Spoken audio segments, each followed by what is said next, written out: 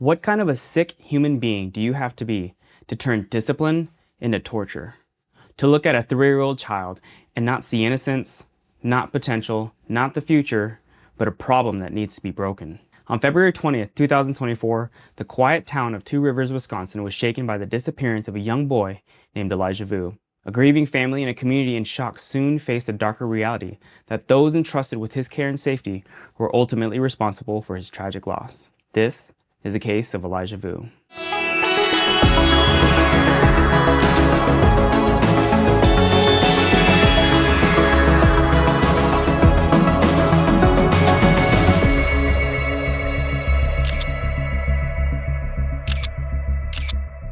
Now, I want to remind people that the cases I cover on this show involve real-life people who have had families and friends. This isn't an attempt to sensationalize their loss, but really, this is an effort to bring awareness to mental health, domestic violence, and criminal justice. I'm an investigator by trade, and I wanted to use my platform for good. This is my passion. I look forward to being an advocate for those who no longer have a voice. So if you want more content like this, please give me a like, a follow, and subscribe to my channel. It truly helps me get these episodes out. So without further ado, let me take you back to February 20th, 2024. Jesse Vang, a 39-year-old man with a criminal history that included everything from manufacturing cocaine to battery, called into 911 at 10:59 and stated that a 3-year-old Elijah Vu was missing. Allegedly, Jesse had stated he had been watching the boy, that he had fallen asleep, and when he woke up, Elijah was just gone.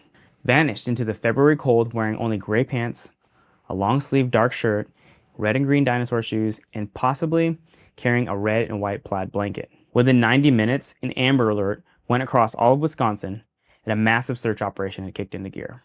Now, I do want to caveat that in my experience, this kind of a situation actually happened more often than people might think. I've responded to multiple calls involving children found in the street or reported missing. Many of those cases involve very young kids, sometimes wearing only a diaper with no other clothing.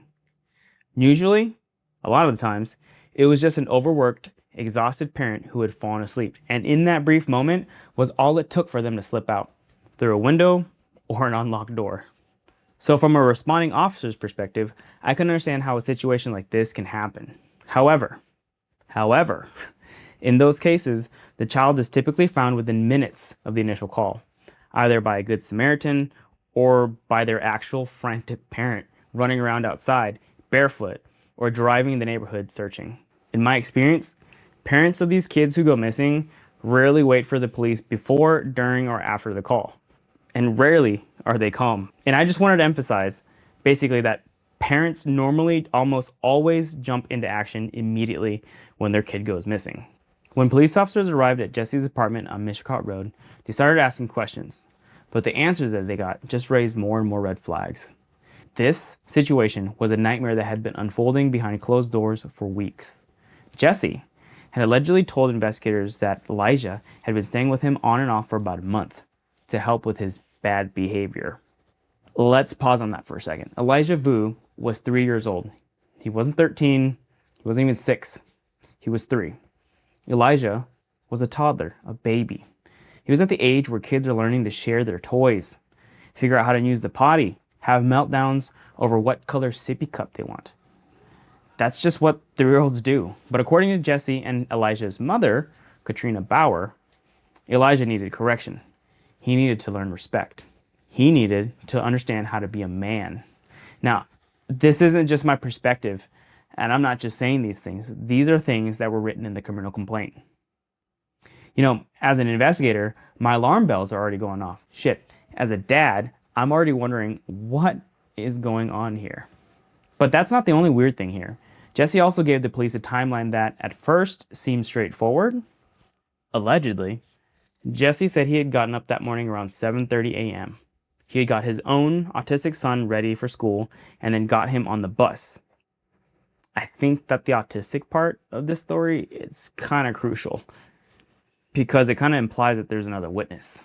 But anyways, Jesse then came back inside and woke Elijah up around 8, brought him into his bedroom, closed the door, and that's where Elijah stayed. Jesse said he fell back asleep, and when he woke up nearly 3 hours later, Elijah was gone. The door to the apartment had been locked. He insisted. Deadbolt, doorknob, security chain, the whole 9 yards, right? There was no way, he said, that Elijah could have just walked out.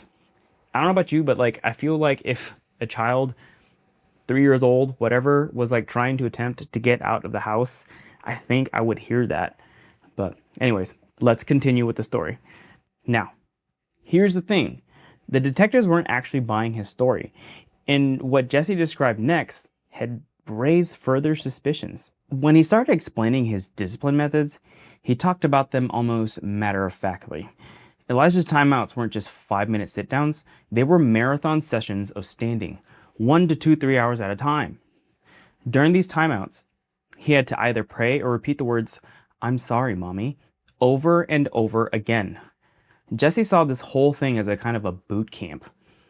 He actually told police he was making him understand that going home is a privilege.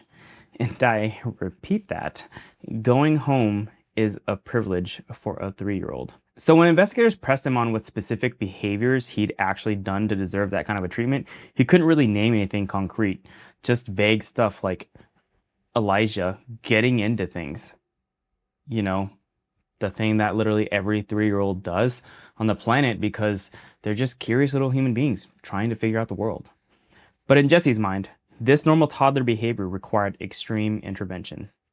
According to NBC News, Jesse admitted to using cold water as a fear tactic. When Elijah wouldn't comply or started to sit down during these standing timeouts, Jesse would threaten him with it. And get this, on February 17th, just 3 days before Elijah had vanished, Jesse sent text messages to Katrina, describing how the little boy had overfilled his diaper with poop and pee. His solution was to give this child a cold shower. He texted that Elijah was clean but scared. Literally, this is just absolutely cruel and unreasonable punishment, guys. Jesse told police he'd change his diaper maybe once a day. And remember, this kid wasn't fully potty trained yet. And on the night of February 19th, Jesse admitted he was too tired to change his diaper before bed. So the boy went to bed to sleep in a soiled diaper. And when it inevitably became overfilled by morning, Jesse punished him for it with freezing water. Here's the thing though. Jesse wasn't doing all of this in secret. Every single thing he had been doing to Elijah had been sanctioned, either explicitly or through willful ignorance by the boy's mother. Allegedly. You see, Katrina Bauer lived in Wisconsin Dells, about 3 hours away from two rivers. On February 12th, she dropped Elijah off with Jesse at their halfway meeting point in Fond du Lac. The plan was for Jesse to keep the boy until February 23rd. When investigators interviewed Katrina, she told them she'd sent her son to Jesse because he was what she called the enforcer in their relationship. She wanted to teach Elijah how to be a man. So Katrina gave Jesse basically free rein when it came to discipline. She had some vague restrictions about methods she didn't want used, but that was about it. The Milwaukee Journal-Sentinel reported that this arrangement had started back around Thanksgiving 2023. Katrina had a conversation with Jesse about Elijah's behavior, and Jesse told her she needed to try harder to stop it. So in January 2024, she sent her son to Jesse's house for the first time. The discipline methods Katrina described to the police were far less severe compared to what was really happening. She told investigators that acceptable punishments included praying, saying he was sorry, and memorizing 4 rules. What she conveniently left out were the hours-long standing timeouts, the cold showers, the psychological torture of telling a toddler that being with his mother was something he had to earn. What's worse, Katrina wasn't some distant figure who had no idea what was going on. She was actively involved. She visited Jesse's apartment multiple times while Elijah was there, including on Valentine's Day. We need to talk about that visit because I think it perfectly shows who Katrina Bauer really is.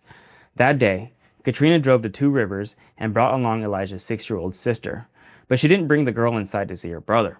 You see, instead, she left that other child alone in the car while she went inside Jesse's apartment to have sex with him. The temperature that day were between 27 and 36 degrees. Katrina even texted Jesse about keeping the car turned off so the lights wouldn't draw attention. You see, that's one thing. The other thing happened on February 18th, just 2 days before Elijah disappeared. Jesse texted Katrina telling her to trust him about Elijah's visit. He wrote, "I'll make sure he hates me and being here." Katrina said she only wanted Elijah to fear Jesse, not to hate him. Jesse texted back, "He did fear me, but he didn't respect me. Now, I'm making him respect me." So when detectives sat down with Jesse for a formal interview on February 20th, he walked them through that final morning in detail. He said that after getting his son on the bus, he came back and woke Elijah, who had been sleeping on a futon sofa in the living room. Jesse gave him some cereal without milk for breakfast, then brought him into the bedroom. He told him to stand at the foot of the bed and start praying. Jesse said Elijah wasn't allowed to do anything fun that morning because he was in timeout. There was actually a toy in the apartment, a toolbox type toy thing that Elijah had gotten for Christmas, but he hadn't been allowed to play with it. Not once, because he'd been in punishment mode from February 12th straight through to February 20th. 8 solid days of punishment for a 3-year-old. When investigators asked Jesse what happened if timeouts weren't working, Jesse said he would just give them an ultimatum, and that ultimatum would usually be about cold water. He said Elijah didn't like cold water, though he wasn't sure why, and he would use it to keep the boy in line. So when investigators asked what happened if the boy got tired or tried to sit down during these standing punishments, Jesse would say, "Do you want cold water?" This man also mentioned that Elijah was still bottle fed, which is pretty unusual for a kid his age. He said that while staying with him, he mainly ate pizza, noodles, cereal, and similar items. But when pressed for more details about what else he had eaten, Jesse couldn't provide much, which I would assume would tell you that the child probably wasn't being fed regularly or properly, allegedly. Now, the search for Elijah turned into one of the most intensive operations Wisconsin had seen in years. You had local police, the FBI, the Wisconsin Department of Criminal Investigation, the National Center for Missing and Exploited Children. Everyone showed up. They used drones, helicopters, boats, cadaver dogs, teams on foot going door to door. Community members formed their own search parties, walking through neighborhoods and wooded areas, calling out Elijah's name. Volunteers searched highways, wetlands, even a farm waste container. On February 22nd, news helicopters captured footage of FBI agents in hazmat suits searching a landfill in Calumet County, nearly 40 miles from Two Rivers. Police searched the East and West Twin Rivers. Wings of Hope Wisconsin and North Star Rescue joined the efforts, focusing particularly on waterways. Meanwhile, Jesse Vang and Katrina Bauer were both sitting in jail cells, and their stories were already falling apart. Police had pulled Katrina's phone records and caught her in lie after lie. First, she had claimed she hadn't been to Two Rivers at all during the 8 days Elijah was with Jesse. When confronted with cell tower data, she changed her story and admitted to visiting on the 16th and 17th. Then, when pressed further with more evidence, she finally acknowledged the Valentine's Day visit. Each lie made investigators more certain that something terrible had happened. Then, within the first 24 hours of Elijah's disappearance, both Jesse and Katrina were arrested. On February 23rd, they appeared in court for bail hearings. Jesse was charged with chronic neglect of a child. Katrina faced charges of party to child neglect and 2 counts of obstructing an officer. So to recap, at this point, no one knows where Elijah is, whether he's alive or not, or what condition he's in. With no further information, the only charges were child neglect. Bail was set at $20,000 for Jesse and $15,000 for Katrina. Neither could make bail. They were also ordered to not have any contact with each other or with any of the minors under 18, including Elijah's sister, who was already taken out of Katrina's care. The search didn't stop. In fact, it dragged on for months. The community of Two Rivers held vigils. Volunteers organized fundraisers to support search efforts. The Amber Alert stayed active for months, eventually becoming the longest-running active alert in the country at one point. The FBI put up a $15,000 reward for information leading to Elijah's discovery or the arrest of those responsible. Manitowoc County Crime Stoppers added $10,000. The city of Two Rivers, funded through community donations, contributed another $15,000. The total reward climbed to $40,000. And that brings us to March 5th. Two Rivers police put out a statement about a vehicle of interest in the investigation. They asked the public to check out security camera footage for a 1997 four-door beige Nissan Altima with a Wisconsin registration beginning with an A. Police said they'd recovered the vehicle and that neither Jesse nor Katrina owned it. Days later, on March 18th, police confirmed they'd found a red and white plaid blanket belonging to Elijah on Goodwin Road east of County B in Manitowoc County, about 3.7 miles from the apartment where he had gone missing. This mattered because when Elijah was reported missing, that plaid blanket was one of the items he was possibly carrying. But despite everything, despite the massive search efforts, despite the hundreds of volunteers, despite the FBI's involvement, Elijah remained missing. Spring turned into summer and summer turned into fall. Then, on September 7th, 2024, more than 6 months after Elijah vanished, a deer hunter preparing his land for the upcoming season made a discovery in a wooded area northwest of Two Rivers. He found human remains on private property near Shoto, about 3 miles from Jesse Vang's apartment. They were skeletal remains, a skull, bones. The Manitowoc County Sheriff's Office took possession of the remains and sent them to the Wisconsin Crime Lab for DNA testing. For 6 days, Elijah's family waited. Then on September 13th, Two Rivers Police Chief Ben Miner stood before cameras with his Assistant Chief Melissa Weisner by his side and said the words that everyone feared. What started out as a search for a missing boy is now a death investigation. Elijah's body was found just over 3 miles from Jesse Vang's apartment in Mishicot Road. According to some reports, it was near a white house off a county road, and that's the exact location Katrina had mentioned to police during her initial interview back in February when they had asked where Elijah might have gone. She told investigators she worried about him getting lost in the woods or going to a nearby river, and she specifically mentioned the white house that used to live off of a county road. Finding the body was both painful and a relief, because finally, the case could start to be clarified. According to the medical examiner's office, Elijah's cause of death was a homicide by unspecified means. Forensic testing showed evidence of trauma to the head that was partially healed and had happened at least several weeks before Elijah died. The criminal complaint said that doctors who examined the boy's remains found he'd suffered from physical abuse, psychological and emotional maltreatment, as well as neglect. They found healed fractures on Elijah's skull and face. With all this new information, new charges came down on October 17th, 2024. Jesse Vang was charged with physical abuse of a child involving repeated acts causing death, hiding a corpse, and obstructing an officer. The physical abuse charge is a Class A felony with a mandatory minimum sentence of life in prison. Katrina Bauer was charged with chronic neglect of a child, where the consequence is death, child neglect, and obstructing an officer. The chronic neglect charge is a Class B felony with a maximum sentence of 60 years. But what really happened the night of February 19th? Exactly what you'd expect. Police recovered surveillance footage showing Jesse dropping off a suitcase near St. Vincent de Paul Donation Center, then driving around Manitowoc County. According to some news reports, when investigators examined that suitcase, they had found Elijah's DNA inside it. Police also recovered deleted Facebook messages between Katrina and Jesse from February 20th, sent before Jesse called 911. In these messages, Katrina told Jesse to say you guys were taking a nap and he left. She added, "The way you word things is very important." So this wasn't panic in the moment. This was a mother helping her boyfriend cover up what had happened to her son. Even with all this evidence, on November 18th, 2024, Jesse Vang showed up for his arraignment and pleaded not guilty to all charges. On October 30th, 2024, Katrina Bauer did the same. She appeared for her arraignment and pleaded not guilty to everything. Right now, both Jesse Vang and Katrina Bauer are still sitting in Manitowoc County Jail waiting for their trials. Jesse is being held on a $500,000 cash bond and Katrina on a $400,000 cash bond. Both are sticking with their not guilty pleas to all charges. The case has been moving through the court system with all the typical pretrial stuff. Status conferences, evidence reviews, motion filings. The defense teams are building their cases. The prosecution keeps strengthening theirs. Trial dates haven't been set yet, as both sides are working through the massive amount of evidence, hundreds of pages of police reports, text messages, surveillance footage, forensic evidence, witness statements, all the usual stuff. But there's one question we still haven't asked. Where is the little boy's dad in all of this? Guess what? Elijah's biological father, Jimmy Vu, is currently serving time in prison on unrelated charges, including physically harming a child and drug offenses. He filed an appeal in October 2025 asking for a new trial or a resentencing on his own case, but that request was denied. Jimmy Vu hasn't been involved in his child's investigation though, since he was already locked up when Elijah went missing. So from here, all that's left is to wait for justice to take its course. The evidence against both defendants looks substantial.